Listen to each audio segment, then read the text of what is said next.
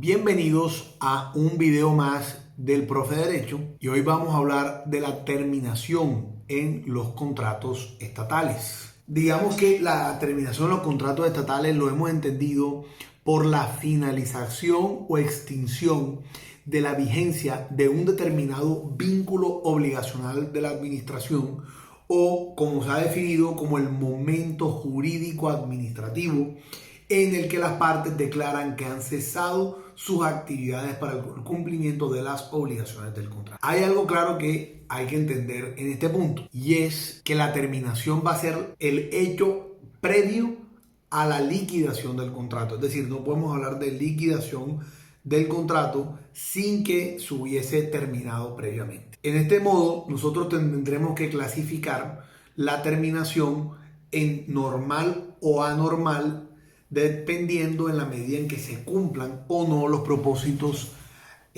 al celebrar el contrato. En la terminación normal vamos a hacer referencia a las siguientes particularidades.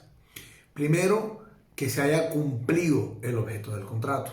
Es decir, si las partes pactaron un acuerdo en objeto y remuneración y se ejecutó en su totalidad, digamos ya hay una causa para que se termine normalmente el contrato.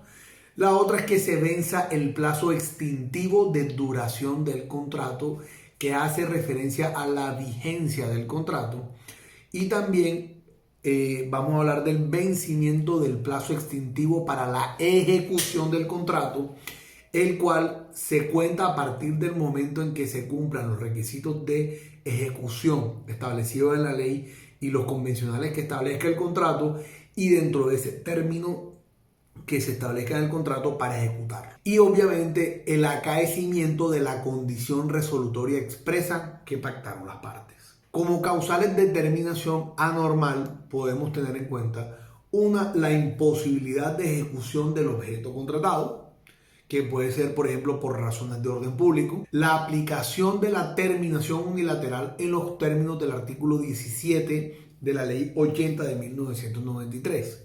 Recuerden en este punto que el artículo 17, que habla de la terminación unilateral como cláusula excepcional al derecho común, es una potestad que tienen las entidades estatales para terminar en ciertas causales que establece ese artículo, y solamente se entiende pactado en ciertos contratos y solamente se podrá pactar en ciertos contratos, y en otros contratos no se puede ni siquiera, se debe por lo menos prescindir de ella.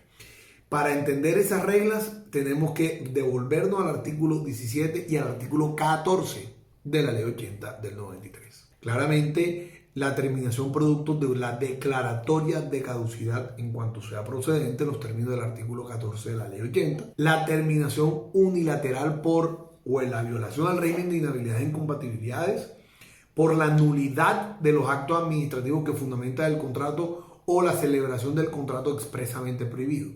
Esas son las obligaciones de terminación unilateral por parte de la entidad estatal en los términos del artículo 45 de la Ley 80 del 93. El otro caso de terminación anormal del contrato es el desistimiento o renuncia a la ejecución de un contrato cuya modificación unilateral afecta la cuantía del contrato en más del 20% del valor original del mismo. En este punto recordemos la potestad de modificación unilateral.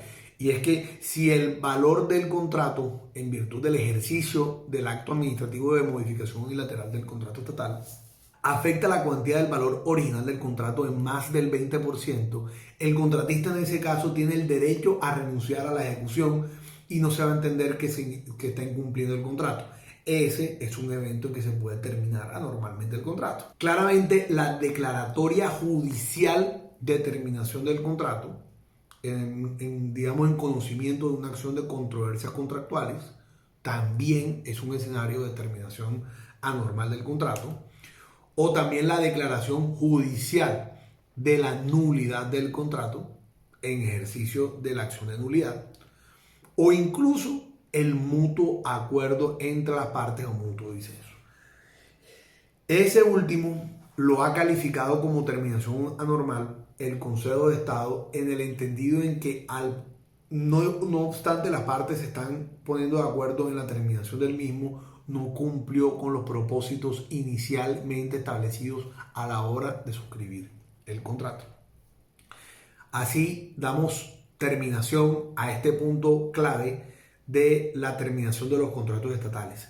Ahora sí, teniendo claro este punto, podemos pasar a ver la liquidación de los contratos estatales, pero esa es cuestión de otro video. Que lo disfruten. Chao.